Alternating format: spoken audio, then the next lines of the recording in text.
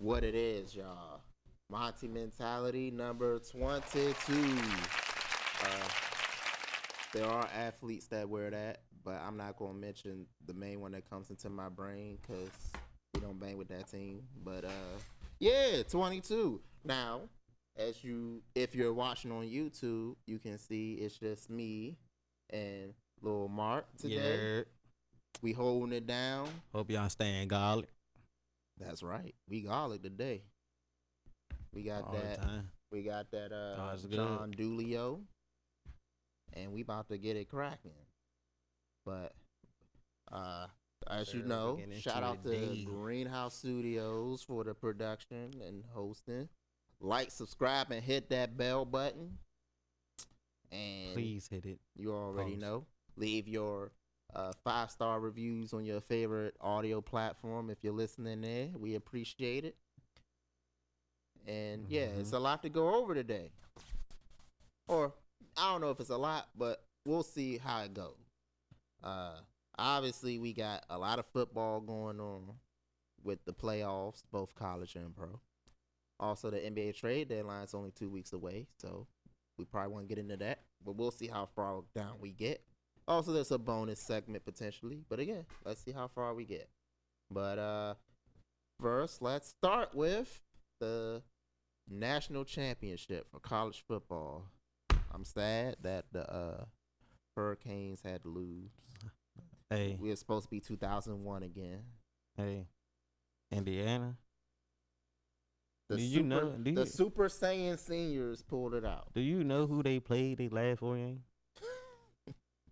No, it was really like a gauntlet. They played Oregon, Alabama, Ohio State, and Miami. That's crazy. And they dogged the shit out of Alabama. That's Oregon. crazy. Dogged them niggas. They ain't dog Miami though. That's crazy. They ain't dog Miami though. But still lost. It don't matter. That nigga Mendoza. Yeah. That white boy, he reminds me of Baker Mayfield. You see why he's gonna be in Vegas. Baker Mayfield. He reminds me of Baker Mayfield. That's exactly who he reminds me of. But hey, Indiana, congrats to them. They won their first ever football national championship. They was lit too. They was more fans than Miami fans in that. Which is sad because that was in Miami Stadium. Shit crazy. Funny, as soon as paying players became legal, Indiana football became relevant. It's almost like they didn't know that you could pay players. Nah, buddy said, I win. Google me. He dropped a ball like that. Like, come on, fool. Come on, bro. You knew what he was about to do when he said that. Like, come on, bro. He put them niggas on the map. JMU, he was at JMU. He was right down the street from us. Like, I mean, that is, yeah. Like, come on, bro. I mean, that's why, like I said, that's why I ain't going to Vegas. He'll be in it. He's the one quarterback that makes sense in Vegas. Cause I'm talking about. Oh, you talking about? Coach. Yeah, you talking about the coach? Yeah, he'll be. Oh yeah, that. He'll be in it. He's one of the best memes going right now. Right, he'll be in the league in about 4 years. Don't worry about it. I don't know. He'll be in the league about 4 years. Know. He seems more like college is his bag. I don't know. He gotta bring that. He gotta bring that shit to the. I mean, granted, it's a different. It's not during like Saban's time where you know. I don't know. He can't go in that Saban run. I mean, yeah, he but can. But like with Saban, he doing shit.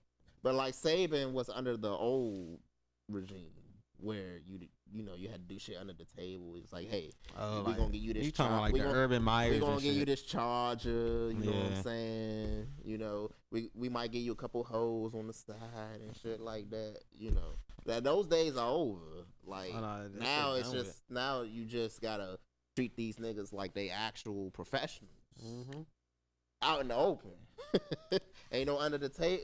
Like the under the table shit, like ain't no point in that now. I mean, granted, it might still be happening here and there, I'm sure. But like, you know. But yeah, I think that coach whose name I forget because I ain't in the college like that. But I know. I forgot his name too. It's like it's some weird ass shit. I ain't gonna lie. But yeah, he cool. He nice. Oh nah, that he like that. Nah, he like the that. play calling was nasty. Did you see the play calling? Did you see the play calling in the fourth quarter? Oh my goodness. And Mendoza it was crazy. had Vegas fans fantasizing like, hey, that's gonna be Mendoza on Sunday, nigga. With the Raiders. Oh yeah. Shout out to Josh because that's your quarterback. Shout out to Josh, man. Bum ass Raiders, but it's good. It's cool. It's good. But yeah, unfortunately,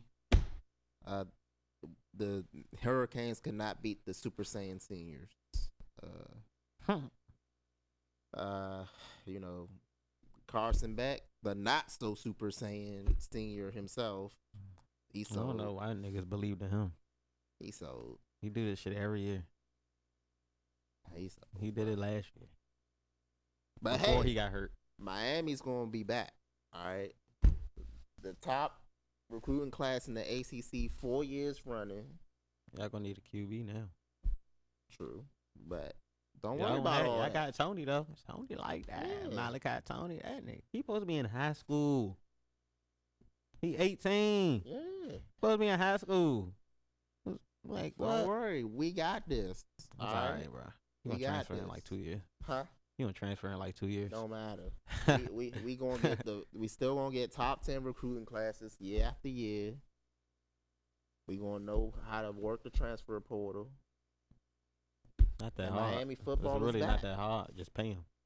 Yeah, Miami, like the fucking staff and the higher ups in Miami. Oh, but it don't matter. They starting to take that shit It serious. really don't matter for y'all next year. Cause LSU going all the way. It really don't matter. We just got Jordan C in the day. Like it really don't matter. It really don't matter. Come on, bro. Don't listen. It really don't matter. That's bro. cool. Miami football we got our is quarterback. back. That's what matters. We got our quarterback. We good, bro. Miami football is back. That's what matters. With college, like I might start caring about college again. And Miami's like that. You should have been caring about college. College is great. College football is great. I mean, great. Like that shit. But yeah. But now we move on. You know, again, congratulations to Indiana. You know, Mendoza, Raiders fans. Hopefully, you finally might be about some shit with him. He is the perfect quarterback for Vegas because, this is the funny shit. It was like Mendoza is the type of quarterback. He's the first person that looks like he makes his animal crackers. I seen that. Fight each other. I seen on Twitter before earlier. But he is that. But that's the type of nigga you need in Vegas. Like all that noise, all that shit surrounding. He like, nah, we're gonna do his one of his great ass speeches. Speech. Yeah, he gonna do his little speech. He just gonna believe in the Lord, and he just gonna do his thing. Hey.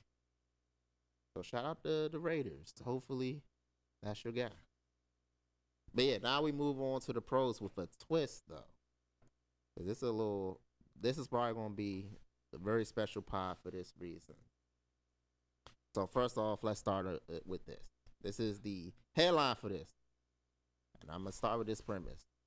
Quarterback narratives are stupid because sports talk is stupid because sports in general are stupid. That's the premise. Now, we'll break it down further. Look, he wants you to break shit down and then think about it and then, man, what the fuck you talking about? Mark here is my what I want to say. He is the balance to what I'm gonna be bringing here. So I need him to be my translator. No, what the fuck is you talking about? Let's get into this. Come on, let's go. He is the closest buffer I have to any of you that may be listening to this and end up lost or not understanding what I'm saying. I can bounce off of him to be like, hey, if you're not understanding where I'm saying or where I'm getting at, let me know so I can try and clarify and break it down further to make it digestible for you. Because I understand. I can't always communicate. Too I can't always communicate when I'm trying to to say or convey or whatever. So he's a good proxy for that. So I say everything is stupid because it was noted by my brothers in the chat the other day that I see sports differently than most people. Definitely than that chat. Definitely than our own cousin chat. Though I will say the cousin chat doesn't bring me down as much as my brothers does, but that's a whole different thing. But how do you bring you down? I might explain that later, but we'll get in. We may or may not get in. They be making you mad. Not even mad. It's just like it just this is part of the point of this whole spiel that I'm gonna go on, where it's like it just reminds me how disconnected and separate I am and or feel or whatever. But we'll get it. We may or may not get deeper into that. We're gonna see where this goes. So. And they say, I love the fact that I see sports differently from them and from a lot of people, which is true. That is not a lie. But there's no place where this hit me harder than the Josh Allen narrative. Pause for the cause. And I'll explain. So, where I tend to see sports so much differently than most is my curiosity in the why, not just the what. Like, why is shit the way it is, or why did something happen, or why did this happen? Not just, okay, this happened, so now let's just spin all our narratives off of that. So you saying...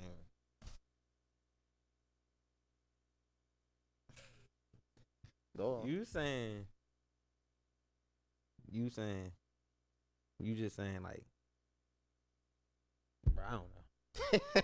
All right, cool. So what I'm saying is like, so like for example, the 2003 AFC Championship.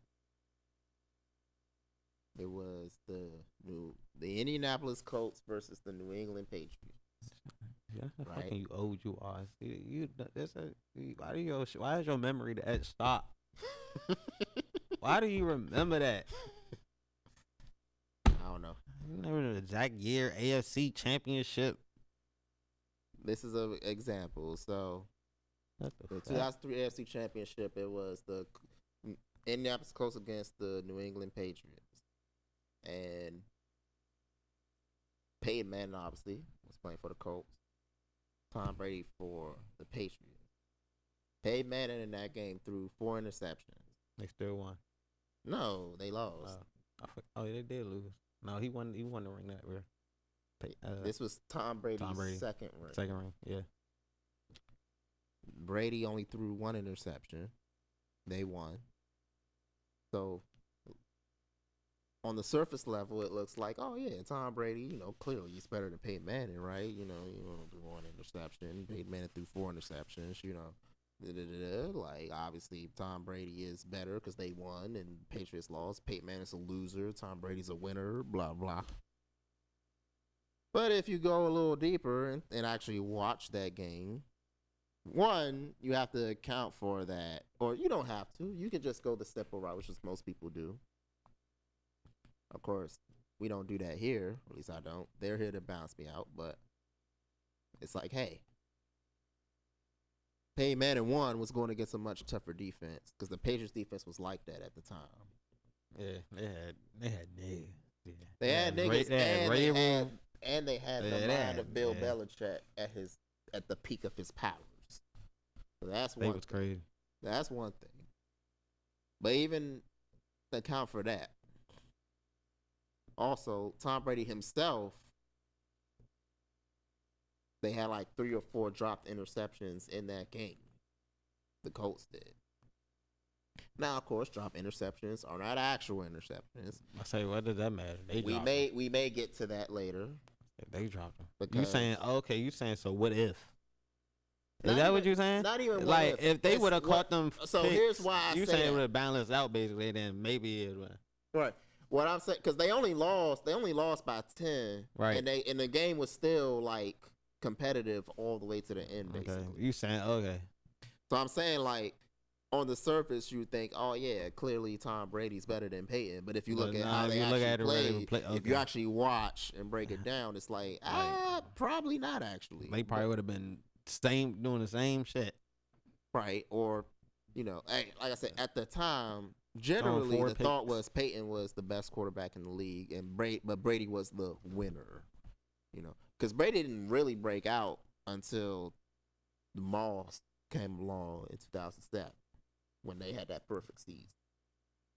Right. But that's a different discussion. But it's more like, again, how I think in terms of like looking below the surface and saying, okay, well, this guy just wins and this guy's a loser, or this guy sucks at this and this guy sucks at that, versus like, okay, let me actually like cross check and look and see if that's actually true. Right. So let me look at the facts. And facts can include both stats. It can include looking at the film and seeing, okay, this and that happened. That's kind of, I try to like, I don't always take things at face value.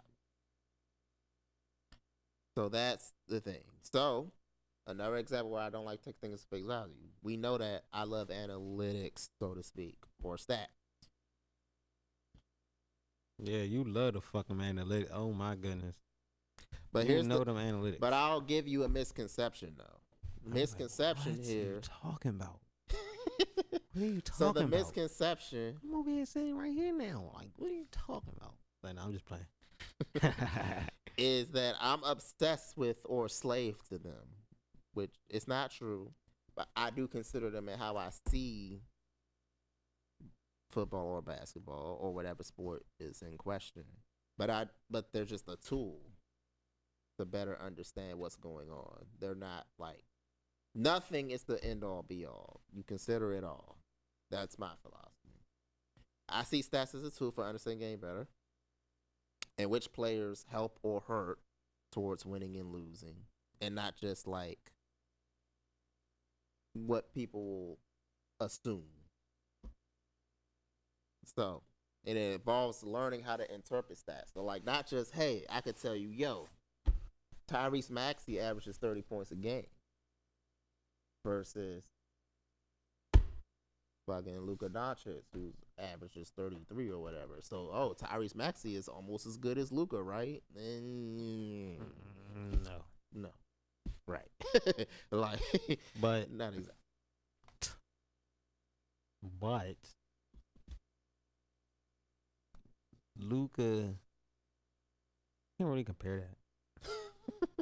It's not fair. You can't really compare it because Tyrese Maxey is just a straight bucket. Like he's just straight bucket, basically. Even though we were talking about earlier, he's trying to be a point guard, but he really just strictly straight buckets. He put up 25 shots a game. Yeah, like, but he's actually been reasonably efficient. But I'm just saying, like, I know what you're saying. He still be putting up 25 shots a game. That's actually against Luka. Luka, like he does literally everything. Like he passes, he rebounds. He can score. He can get a bucket. Tyrese is averaging 30 points a game on 22.3 shots or field goal attempts. Yeah, because obviously, and we'll also get into this in a little bit. Free throws, all that. I have an example that I'm gonna bring up. But yeah, It involves learning how to interpret that, whether they be basic, like points per game, right, or receiving yards, for example, or more complicated, such as box plus minus or DVOA. As you saw Mark's eyes kind of roll over. DVOA, what the fuck is that? DVOA.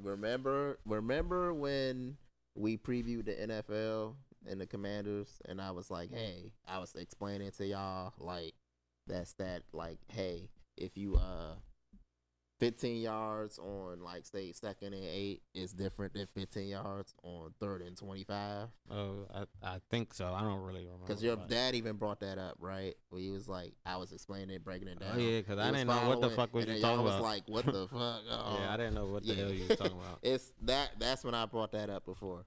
But what does plus minus mean? plus minus, basic plus minus is just say when Victor Wembanyama's on the court tonight, right? How much did the Spurs get? Did they outscore or get outscored by while he was on the court? So literally while you're on the court. So like say the Spurs tonight win by 5. Let's say Victor Wembanyama plays 28 minutes. In those 28 minutes, the Spurs outscored the Rockets by 10 points. So his plus minus is 10, plus 10. That's what that means. That shit dumb. So that means, and then when he was off the court, they got outscored. That by shit is 5. irrelevant. I wouldn't say irrelevant. That shit is irrelevant. Like, it's Because irrelevant. who's really paying attention to that? Well, that's the thing. Nobody pays attention. Exactly. Except guys like me. Me, that's exactly. That's what I'm saying. Like, who's really paying attention to that? But Other than like, but NBA teams do, right? like who? Like NBA teams. that shit don't matter. NBA teams. Like NBA teams get into the real deep shit, even deeper than I get into. But Pause. or some. Yeah, he's right about that. But even more so than me, there are guys within the NBA that have even stats that go even deeper than that within, but they're probably more proprietary than not publicly available. Bro, that shit don't fucking matter, bro. Like, I mean, like isn't the goal nobody's paying attention to that, Brandon? Like, to score more points than the other team? That's all it is. It's just saying how much do you outscore the other team when you're on the court? That's it. beating that ass. What you mean? Like, But I'm saying that's all it is. put up points. That's all it is. It's because the reason Do what you gotta do to get that done. because the reason why simple shit. let's do a quick explanation. The reason why stat like plus minus exists is because it's the acknowledgement that there are things that guys do on the court that is not captured by the box score, right? For like say a screen, box out, you close out to the 3-point line, you help at the nail, you do a hockey assist, shit like that. We acknowledge that those things are valuable, but that's not captured by your box score stats. Because box score is basically points, rebounds, assists, field goal attempts, free throw attempts, turnovers, personal fouls, shit like that, right? So it's an acknowledgement that those things that are not captured by the box score, you might be helping your team win in some other way. And so it's like, hey, let's see how much you outscore the other team when you're out there. Or maybe your cheeks in some other ways, like, say, a Cam Thomas. I hate to call him out. He's not cheeks, but I'm saying he's that's a bucket. He is a bucket, but that's about all he is for the most part. Yeah, that's it. He's a straight bucket, literally. Like, he's like, hey, I'm just here for one reason. He don't pass for nothing. He's just straight bucket. He said, I'm here for and that's why he's not gonna get paid. But yeah, it's like I'm here. But for one reason. He could get He don't need to be there. He don't need to be in Brooklyn. I'm saying I don't know what team is gonna pay him because he's gonna be a free agent next summer. Nah. That's a different pod to get into again. I bring in my Thunder. that he is not a Thunder player at all. No, I'm not saying him to come to Thunder. Huh? I'm not saying him to come to Thunder. I was at first. I was about to say that. But I was like, never mind. He is not y'all type of guy. We got Jay Mitchell. Oh, well, yeah. He's not y'all type of guy at all. You know about Jay Mitchell? Oh, yeah. AJ Mitchell, nice. Yeah. He can get to the bucket whenever he wants. Most improved. Oh, man. Maybe Jalen Johnson get that. That man. Oh, yeah. Nah, yeah. Maybe Jalen Johnson get that. Jalen Johnson probably get that. But yeah. So now, let's get to a prime example though, in terms of like this thought process I had, but how this plays out in real life. And this is a preview for the NBA Rookie Pod, which will be coming, sometime in That's crazy, man. sometime in late February or early March. we will do the NBA rookie podcast. But this is a little preview. I got chastised in one of my brother's chat, for calling Derek Queen an inefficient scorer, which is an objective truth. There's truth to that, but I got challenged on that merely because I'm about to get into this. He makes half of his shots, which he doesn't, but let's just assume even that he does. He makes half of his shots from the field, right? His field goal percentage, because this is what I was told. His field goal percentage is 50%. How can you say he's inefficient? Okay, I'll explain it to you.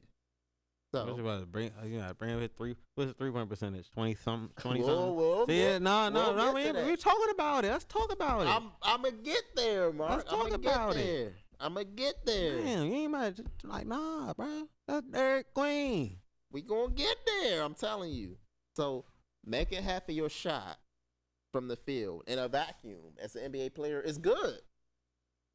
It's as a rookie too. That is a good thing in a vacuum. As a rookie, mention that. He is a rookie. Mention that. Now, when I said he's inefficient, I'm saying in a vacuum. I'm not saying for a rookie, but in a vacuum. But, and this is where part of the miscommunication happens. I said field goal percentage does not account for the value of threes, meaning that two players, and you know this, can have the same field goal percentage, but their scoring value is much different because of how they shoot threes. Right? Just to give y'all a quick example, if you're listening. Say you have player A that goes 10 or 20 from the field, and he shoots 2 of 8 on threes. Then you have player B that shoots the same 10 for 20. But that just means your 3-point percentage just takes the toll. Hold on, we'll get there. So player B shoots the same field goal percentage, 10 of 20, but they're 5 of 11 from 3. The amount of points that they contributed to their team is different. Player B, because he shot more threes. 3 more points. Well, not just shot. He just made 3 more. So, okay, so he just 3 more points over. Yeah. That's a lot of times. So over more the course efficient. That's more, so you saying that's more, okay? That's more efficient. Yeah. He scored more points. That just means his midi doo doo. Or something, like he can't score in the paint or something. Like that just means something. His midi is ass. Maybe. Well, maybe, but like also like he scored more points. Like he got the same shot attempts and scored more points with those same shot attempts. Bro. So if you don't know anything else, now of course there are other ways that contribute to winning basketball. But if that's all you know, player A versus B, who helped their team win more? It's going to be player B because he scored more points with the same opportunities. Bro, that 3-point shit, bro. All that shit, the 3-point shit is the only thing that takes a toll, bro. Well, that's it. Right, but what I'm saying is that. So you can't really like. So all right, so let me go a little further before you get into that. So we have effective field goal percentage, which accounts for the value of 3-pointers. So basically, it's like your field goal percentage, but the value of threes is accounted for because field goal percentage, as it is, treats all shots the same in terms of like your end percentage. So that's why guys who shoot more 2-pointers generally have higher field goal percentages, but that doesn't mean that they're like better scorers or whatever. It just means that they make more of their shots from the field, which in a vacuum, if I don't know anything else, that's good. But if it's because you're shooting a lot more 2s, like say a Derek Queen, then maybe not that saying that him shooting more 2s is bad, because he cannot shoot 3s, so he should not be shooting 3s. He can't. Huh? He can't shoot 3s. He just not can't right. This is not the time right now, bro. He's just a rookie, bro. He's just a rookie. So He can shoot threes, so understand. I'm not saying, because here's the thing. Because he was. We'll get into this in the rookie. Did you watch him pod at Maryland? I did not watch him. Oh, okay then. But listen, no, but Can't say that. but listen, listen. I'm not saying. I don't want to bleed too much to the rookie pod, but I'm not saying he won't be able to shoot three. I'm saying as of right now today, as he is a poor 3-point shooter and jump shooter in general. That doesn't mean I think he will be able to shoot some at some point. I don't know if that's next year. I don't know if that's year 4 or 5. But he'll probably be at least somewhat viable shooter at some point. But my point is that right now he's not a good 3-point shooter. He should not be shooting them because that is not in his bag yet at the NBA level. But also that's why his Pelicans. Well, actually, that would be more of an argument for him to shoot because who cares? Them niggas ain't winning. They got the worst record in the league right now. I mean, what's the point? He's like a Jokic, so like you know, if you got Zion on your team. Well, that's another thing, him and Zion. But again, this isn't about Derek Queen's situation specifically. We're just using him as an example for the overall philosophy. We'll get deeper into Derek Queen when we talk about the rookies. Pause. Get deeper into Derek Queen, cuz come on, man. Jesus. Oh my God. I ain't gonna lie to you. Gosh. But yeah. Same field goal percentage, but different scoring values without even accounting for free throws yet, which is this is where we go into true shooting percentage. But we're not going to talk about that right now. But also because the other thing is we have to understand is that efficiency in basketball, and this is also true for any sport really, but it's relative, meaning that an example is like your scoring value on its own, like that's only matters in the sense of how it stacks up to the league as a whole. So like, for example, same thing with passing numbers in football.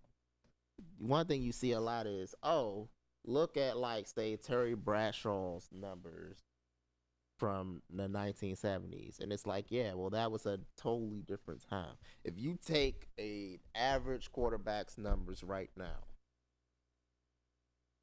and transport it to the 70s, they would be like leading the whole fucking league. I know. Oh, I know. I know you know that, but I'm just saying, I know.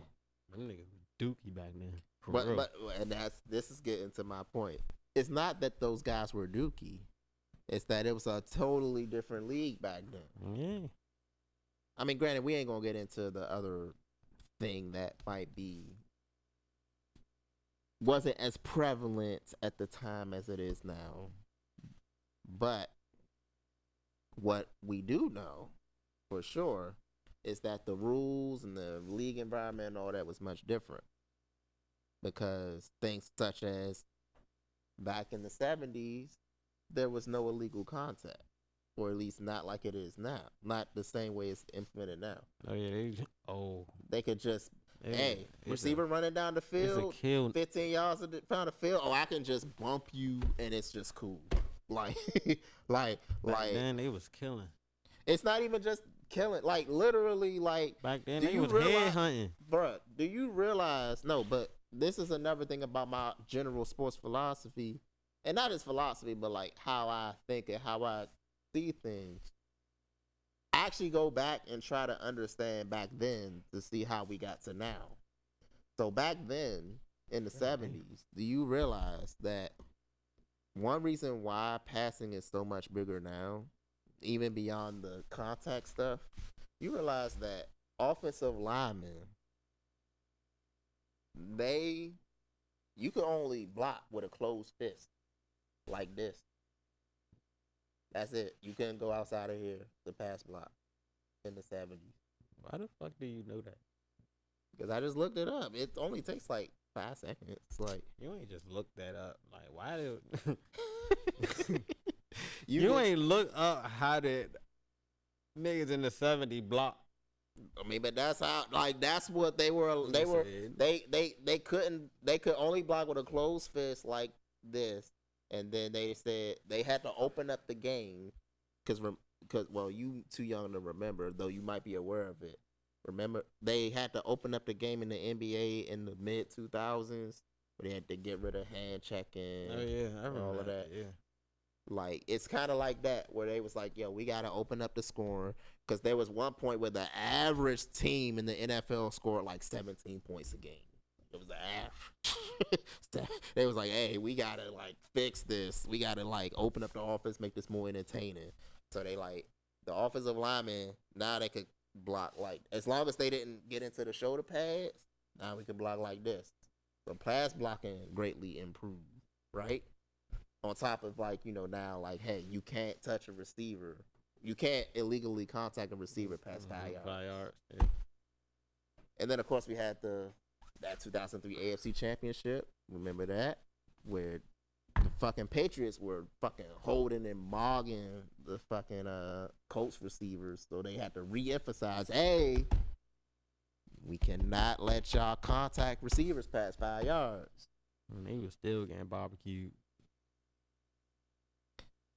Well, Marvin Harrison. I'm about to say they was not barbecuing the Patriots at that time. They would later, but not at that time. Fun fact: there's the narrative that Brady owns Peyton Manning. Peyton Manning won the last 3 playoff matchups against Brady. It really don't matter at this point because he has 7 rings. Yeah, but I'm just saying. So it really don't.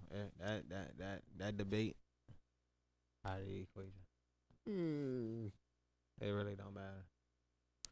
I will say Brady has 7 rings, bro. Like, what are we talking about? He does. So what are we talking about? Like I said, that gets into my whole thing about digging a little deeper into that. But 7 rings is a lot. Okay, if he didn't beat Peyton Manning that 1 year, 6. Who cares? I'm about to say he lost to the Manning brothers 5 times. But again, but like who cares? Like, but like 6. the way I look, I mean, he still has the 7. But I'm saying I'm just saying if Peyton would have beat him in that AFC championship, yeah, he beat Peyton in the playoffs twice that year and the next year, and then they both lost in 2005 to separate teams, and then Peyton won in 2006. Dude, see, how do you remember this? Cause what the? I don't know, but like, the my memory stuff is crazy, especially when it comes to birthdays. The number of birthdays that I remember is like it would blow your mind. Pause. But caught myself there. Haha. But yeah. So. But like I said, the way I look at it is when you judge, say, a quarterback or an NBA player or whatever, you have to judge them within the era in which they played. So, and with Derek Queen as his example, his field goal percentage is above league average. 49% versus just under 47% as of this recording before tonight's games conclude. Except that pesky effective field goal percentage, which accounts for threes, or their value, rather. Once you account for that, then he falls below a good amount, where the effective field goal percentage average is 54, he's at 50. The reason being, he's actually not that good at twos because he's not that great of a finisher.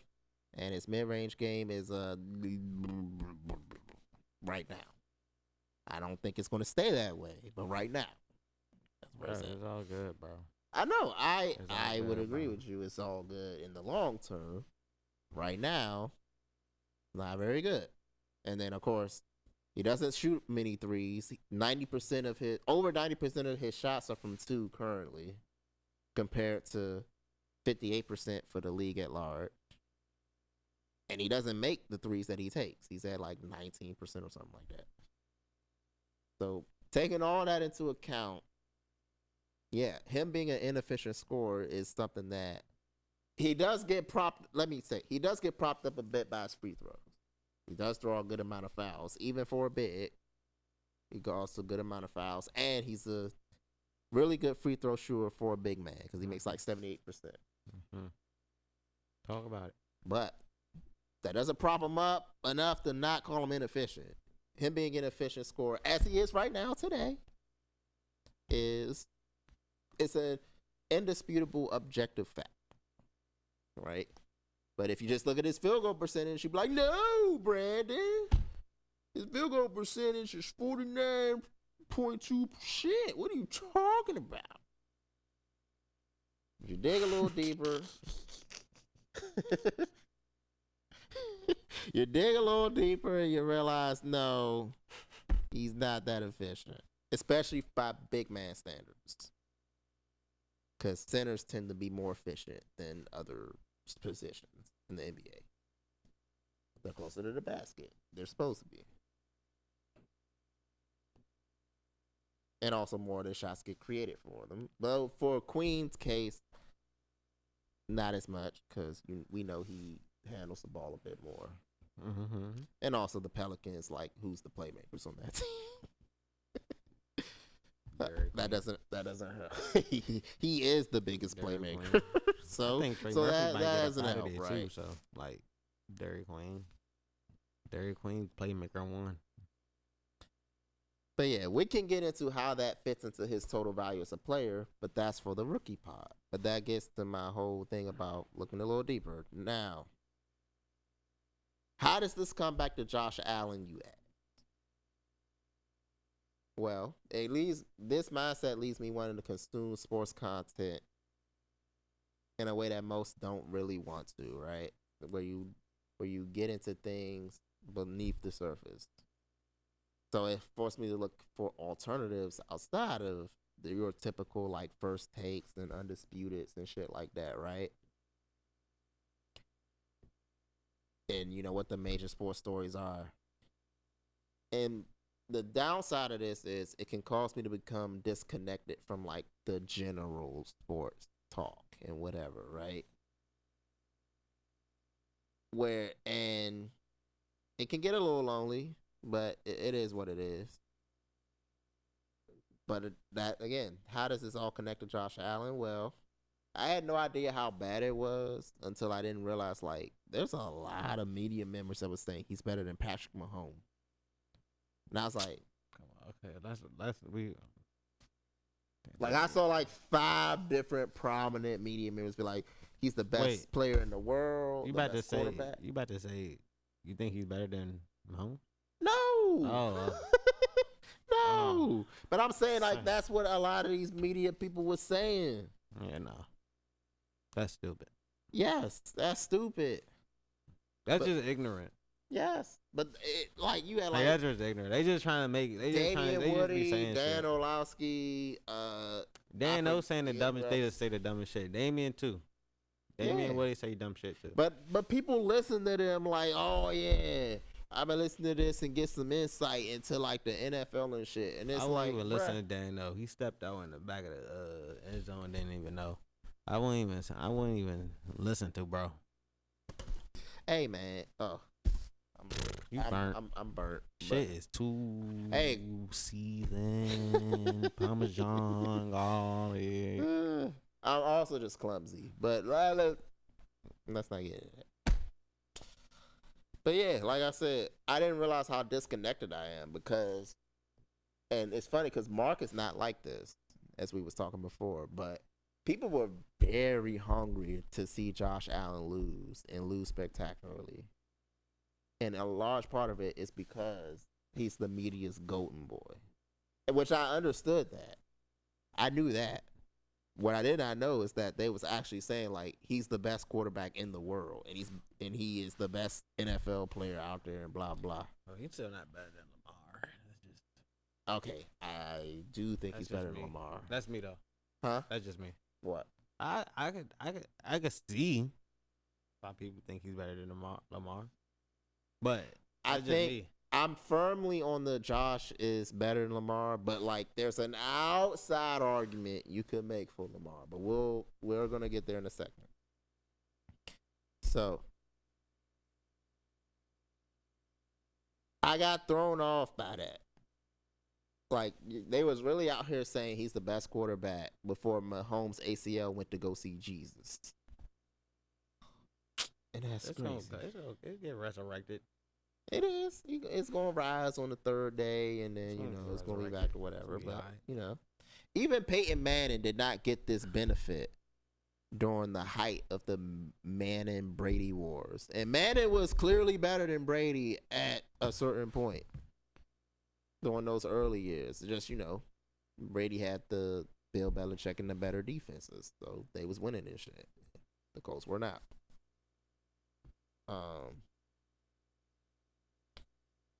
But Josh Allen gets this benefit for some reason. Why? I don't understand.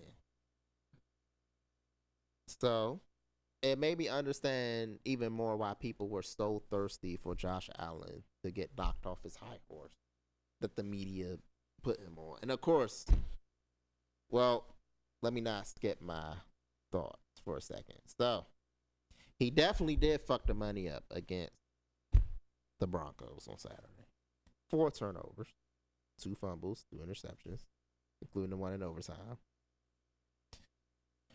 Now, granted, Brandon Cooks, you got to hang on to the ball. Pause. But I'm catching on. I'm getting sharper as we go. But That's a damn shame. even with that, even with him turning the ball over like he did, pause again. Go ahead, bro.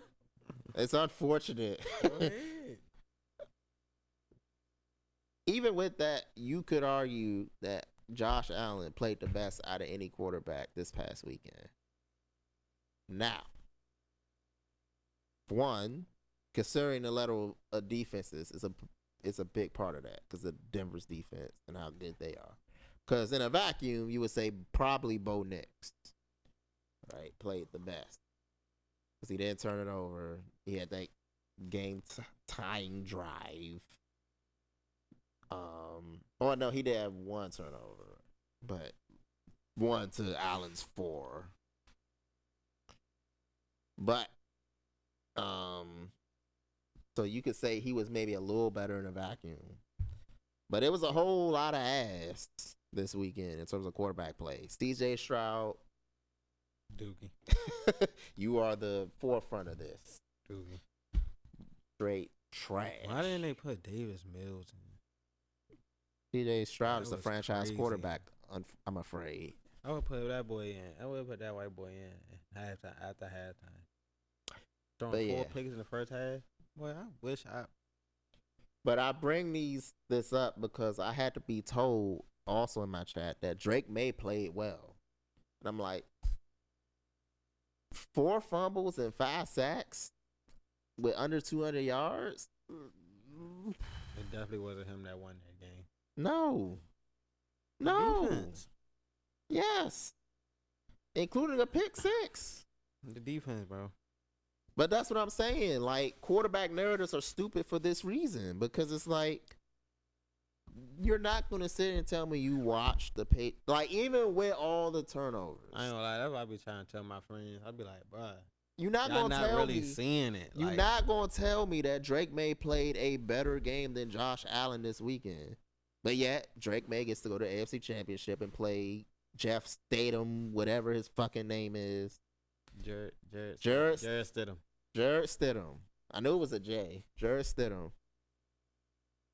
And like, oh, Drake May is, and I love Drake May to the point where him and Bunch are like on my case for the shit, right? I'm But- on your case for. Well, Like okay, that Drake May? I'm about to say not you. Yeah, it Nah. is Bunch more so, but I like and Drake so- May. Drake May is that, but I just didn't like when you said we was going to get him and you knew that damn well. You know who the better quarterback is between JD and Drake May. Is what I'm saying. You know who it is, Brandon. Stop playing with me. Stop playing with me. You're like, that's gonna be another time. It's gonna be for another time. Nope. Nope, Brandon. JD, nigga. I mean, listen. I needed to be that. We needed to be that. But that's, again, another conversation for another day. And they had that kick-ass schedule this year. Listen, I'm totally with you. They had that kick-ass schedule. I'm totally with you. They had the easiest schedule in, like, a century. So I don't even want to see that. I don't want like... And they still playing cake shit. They still playing. They still playing cake shit. They ain't playing Bo Nix. You are correct. They not even playing Bo Nix, who I think is a scrub. But and right, I think he's a scrub too. But goddamn, it's not even about to be competitive no more. Well, who knows? I could see them somehow losing that though. Losing what? Against the Broncos. If Drake, if that defense, money talks. You want to bet? I'm not betting that at all. But if that defense fucking put Drake May in the blender, bro, it's gonna be a defensive game. Then it's gonna win. Somebody gonna win off field goals, and we not having that. Somebody gotta be the superior. But yeah, like even a run game gonna take over or something. But talking about the narratives, you know, Josh Allen was probably, again, at worst, maybe he wasn't as good as Bo Nix who he played, but that's because Bo Nix got to go up against an easier defense than he did. Even with the turnovers, you know, Matthew Stafford completing less than half of his passes. As feast and famine as Josh Allen was, you could double that for Caleb Williams. Sam Darnold just basically had to step back and chill. They put belt to Rams. They did put belt to ass though, but no, I'm saying they gonna put belt to Rams this weekend. I would also I think that's gonna be a good game. But it's gonna be a good game. But I would it's pick just the gonna Seahawks. be like. But I would pick the Seahawks. If it was in LA, I would pick the Rams. I think that those two teams are neck and neck in terms of quality. But it's in Seattle, and Seattle has one of the best home field advantages, if not the best. So we go Seattle. But yeah. But listen, Allen did some bozo shit for sure. And it cost him. He has to be better than that. I'm not denying that. I'm throwing that pick. The pick. That wasn't his fault. The worst thing was the fumble before halftime. That wasn't technically his fault. It wasn't? No. He shouldn't have fumbled. I mean, granted, the offensive lineman should have covered I'm talking about the pick and overtime. Oh, yeah. That wasn't really his fault. It shouldn't have been a pick. It shouldn't. Yeah. It shouldn't have been a pick. It wasn't really at the his least. fault. It shouldn't have been a pick.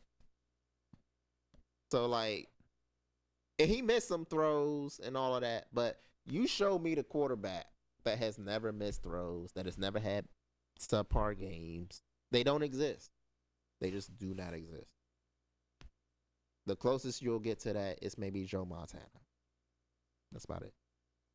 In terms of like not having bad games or whatever. That's as close as you'll get. So Joe Montana never had a bad game? He did, but like I'm saying, like that's as close as you might get is like Joe Montana probably. In terms of like not having bad games in the playoffs. Like at some point you also gotta have your defense carry you at least for a game for most teams that win championships.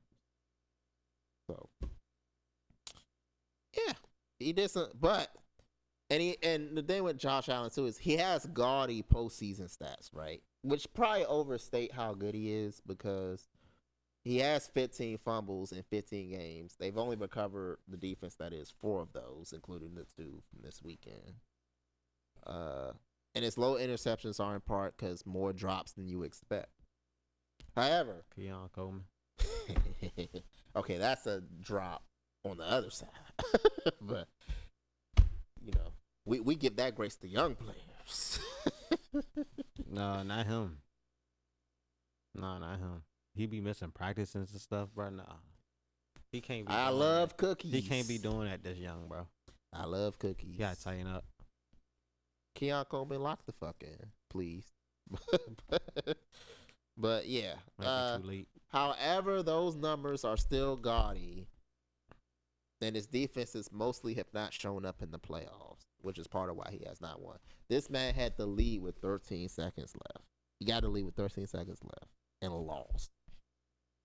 They didn't even get to see the ball again. Josh Allen. Oh yeah, yeah. But people were like, because Cam Newton was like, not his fault. Cam Newton was like, oh, he doesn't have the clutch gene. Bruh, did we not just see this man score 2 touchdowns in the fourth quarter the week before? No, really. Against a good defense? Like, that's the shit I be talking about. You don't be paying. They just be talking something. That's the shit I be talking. That is part of why I want to do this podcast. Because, like, that's the shit I be talking about. You saying this man has no clutch gene when we just literally a week ago saw this man ended 2 touchdown drives against a good defense on the road to take the lead twice, and you saying he ain't got no clutch gene? Should be too got it, bruh. I'm saying. And granted, this is a weak quarterback error in my opinion. This is a weak error for quarterbacks, but wait, hold on. Hold on. We're coming off the best, probably arguably the best draft class of quarterback. So understand, in a long time. When I say that, I'm saying for Josh Allen's career up to now. No, I don't expect that statement to hold 5 years from now when the 24 draft class has more shit under their belt. Right. Well, they all in. No, because I'm gonna make a hot take right here. Josh Allen will probably, if he doesn't make it at some point, I'm gonna trade it somewhere. He will end up being the best quarterback to not make a Super Bowl if he doesn't make one between now and when his career is over. And then after him, it'll be the other guy of this generation, which we'll get to in a second. So, Lamar? Bro, come on. Yeah. We're not even going to wish that. We're going to hope this nigga get a bowl. We're going to hope this nigga get a bowl. That we need that for the culture. But yeah, look. I ain't going to lie. I don't care what team he on. I'm going to say 2 things. One, Josh Allen is the best quarterback of this era that is not Patrick Mahomes. And the only other serious contender that should be considered for this hollow crown was Lamar Jackson. Has a similar gripe with his defenses in terms of they don't force any turnovers in the playoffs. And it don't be Lamar's fault either. For some games. Some of them, it don't be his fault. The last one wasn't his fault. Yeah, no. The last one in Buffalo, I agree with you. Was not his fault. It was not his fault. The one against Kansas City, yes. The one before that. The loss before that was 2022 against They played Tennessee that year? Wait, no. He probably didn't even play that year. Did they play Tennessee that year? No. So 2020 they beat Tennessee and then lost to Buffalo. When Lamar had one of the worst performances in Buffalo. And then in 21, I forget, like, this is where my memory ain't as sharp for once. And they supposed to be in the playoffs this year, for real. That shit wasn't his fault. No, it wasn't. I agree with you. They supposed to be in the playoffs, bro. I agree. And they probably part of it is, if Lamar was available all year, they probably would have been in the playoffs. That's part of the package. But yeah, if you compare, because a lot of the biggest Josh Allen haters are Lamar Jackson fans. That's where a lot of it stems from. Some of it, too, is Eagles and Jalen Hurts fans. But a lot of it is Lamar partisans. Whether it be because they're Ravens fans, black quarterback go, or both, right? But Lamar himself has 7 fumbles in 8 playoff games. So almost the same rate as Allen in terms of fumbling. And he has 7 interceptions to Allen's 6. And Allen has played 8 more playoff games. So not enough dropped interceptions in the world to make up that gap, right? And it's true that Lamar gets probably more criticism relatively than he deserves compared to Josh Allen. But also, look, when it's all said and done, in terms of playoff performance, Josh Allen is the clear number 2 of this era when it comes to playoffs. How they perform. Of course, Jalen Hurts has like the ring and an extra Super Bowl appearance. But look at me good when I tell you, you motherfuckers are not going to sit here and tell me that Jalen Hurts is in the same universe as Josh Allen as a quarterback. As long as you got that logic. Like, y'all not going to do that. Y'all are not going to do that. Because I don't know if you saw that. That nigga not even top 8. That white dude that did the whole spiel on TikTok and it got to Twitter about like, oh yeah, look at how Josh Allen is covered versus like Jalen Hurts or whatever. And it's like, they're not in the same galaxy, bro, as quarterbacks. I don't want to hear that shit. I mean, granted, I understand your point, but not in the same galaxy. Jalen Hurts. Hey. Relax. And listen, I'm all for the black quarterback being treated fairly. But also we have to acknowledge, but part of that is we have to acknowledge who the actual best quarterbacks are. Right now, Mahomes is the clear one. Allen is, I'm not going to say the absolute clear 2 because he did steal Lamar's MVP in 2024.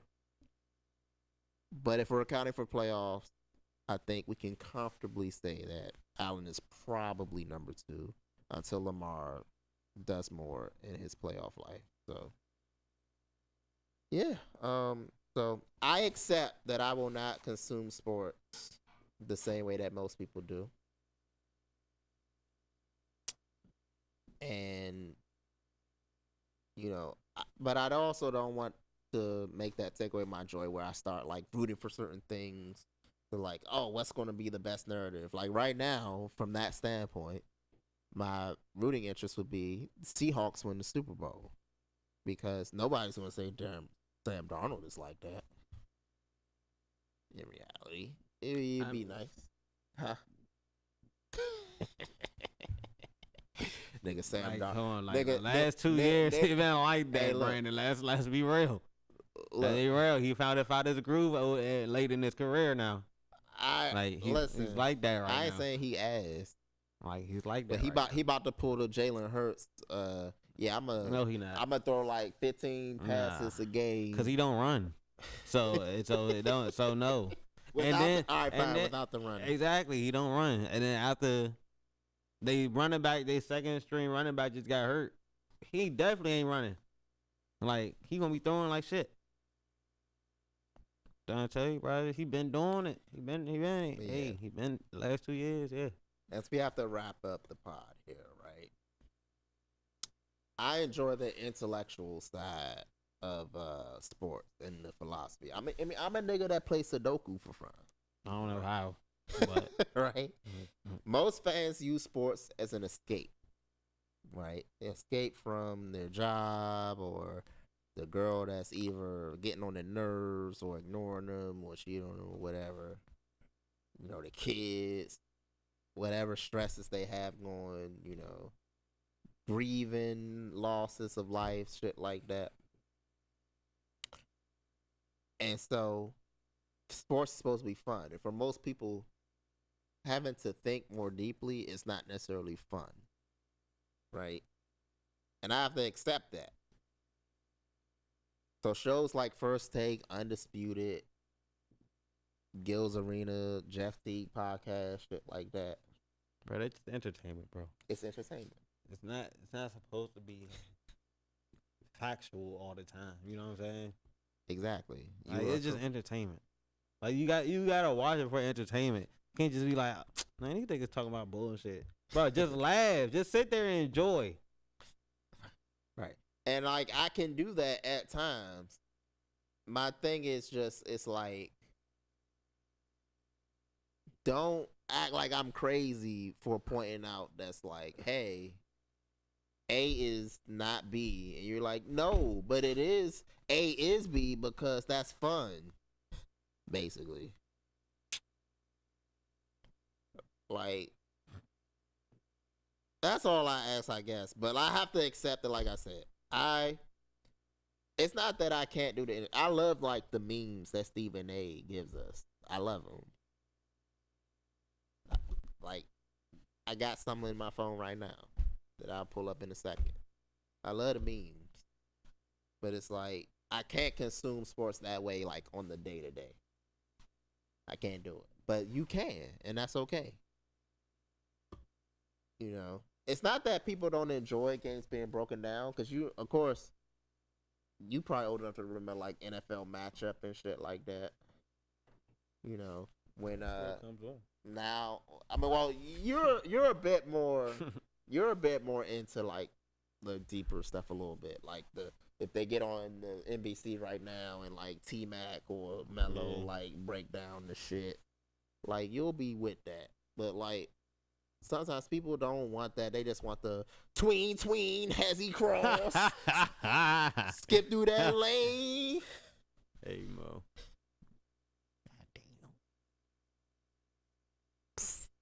Oh, we just watched it. We got Wemby on the fucking TV for context. But yeah, like it's not that people don't like that, but there's a certain line where it's like, all right, nigga, like our heads are in the sky trying to follow what you saying. And I gotta accept that. And you know, I have to make sure that it doesn't take my joy away. We about to wrap up. But, you know, it can be a little lonely, but boo-hoo, nigga. It be like that. But the one thing I won't be is inauthentic. I'm going to be me, nigga. And I'm going to be true to me above all else. Acknowledge me. But yeah. Hopefully I articulated myself well enough. But we're running out of time. So let's do our shout outs and close out. Shout out to MLK. As you know, it's the MLK holiday this week. One of the greatest black people to ever live. And greatest people, period. Obviously. Might be the greatest this country has ever had to offer. Also, shout out to Paul Robeson. Look him up. They try to erase him from history. The Red Scare. Once the most famous black man or black person, period. And then they said, we gonna erase him from fucking history and shit. Also, my nephew Brody be 14 on Sunday. This coming Sunday. Crazy. I'm gonna have 2 nephews that's in high school next year. God damn. That shit crazy. But they well put together though, so it's cool. Like, subscribe, hit that bell button, leave your 5-star reviews on the audio platforms, and until next time, we out of here. They got it.